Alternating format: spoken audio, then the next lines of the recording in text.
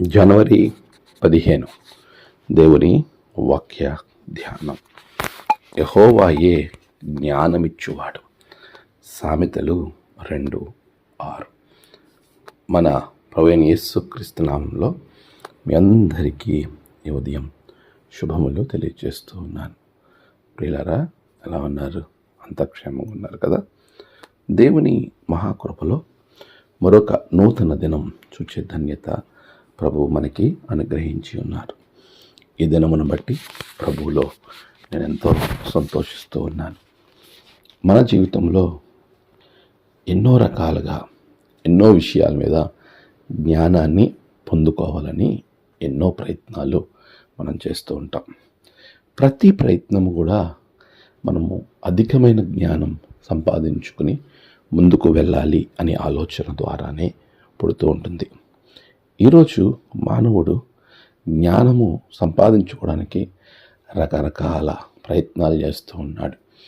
మనం ఆలోచన చేస్తే టెక్నాలజీ విషయంలో ఒకానొకప్పుడు ఓకే గూగుల్ అనేటువంటి మాట ద్వారా ప్రపంచాన్ని ఎంతగానో విస్మయంలోనికి పంపించి, అది అలెక్సా, ఆ తదుపరి మనం ప్రస్తుతం చూస్తే ఏఐ అనేటువంటి అద్భుతమైన ఆర్టిఫిషియల్ ఇంటెలిజెన్స్ దాకా మనం చూస్తూ ఉన్నాం. ఇవన్నీ కూడా మానవుడు తన జ్ఞానం ద్వారా నేను ఎంతో సాధించాను అని అనుకుంటూ ఉంటాడు. వాక్యం చెప్తుంది, ఈ లోక జ్ఞానం కాదు ముఖ్యం, దైవ జ్ఞానం ఎంతో ముఖ్యమైనది. అలాంటి జ్ఞానాన్ని ప్రభువే నీకు ఇవ్వగలడు. యెహోవా యందు ఎవరైతే భయభక్తులు కలిగి ఉంటారో అలాంటి వారికి జ్ఞానము దేవుడు అనుగ్రహిస్తాడు. అది పరలోకపు జ్ఞానం, దైవీకమైన జ్ఞానం. ఆ జ్ఞానము పవిత్రమైనది. ఆ జ్ఞానము ఇతరులకు ఉపయోగకరంగా ఉండేటువంటి జ్ఞానం.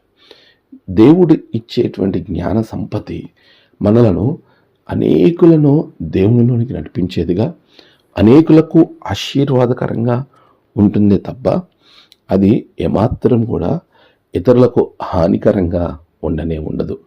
ప్రియ విశ్వాసి, జ్ఞానము ఇచ్చేవాడు దేవుడు అయ్యుండగా మన దేవుణ్ణి నువ్వు ఎంతవరకు కలిగి ముందుకు వెళ్తున్నావు?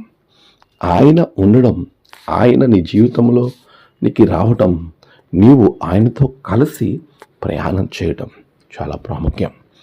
అలాంటి ప్రాముఖ్యమైనటువంటి విషయాలను వదిలిపెట్టి ఈ లోక సంబంధమైన జ్ఞానం కొరకు నువ్వు పరుగులెడుతున్నావేమో. ఒకసారి నీవు ఆలోచన చేసుకో. దేవుడు ఇచ్చే జ్ఞానాన్ని వదిలిపెట్టకు. ఆయన ద్వారా నీ జీవితము ఆశీర్వదింపబడుతుంది. నీవు అనేకులకు ఆశీర్వాదకరంగా ఉంటావు. అతి కృప ప్రభు మీకు అనుగ్రహించునుగాక. ఆమెన్. ప్రార్థన.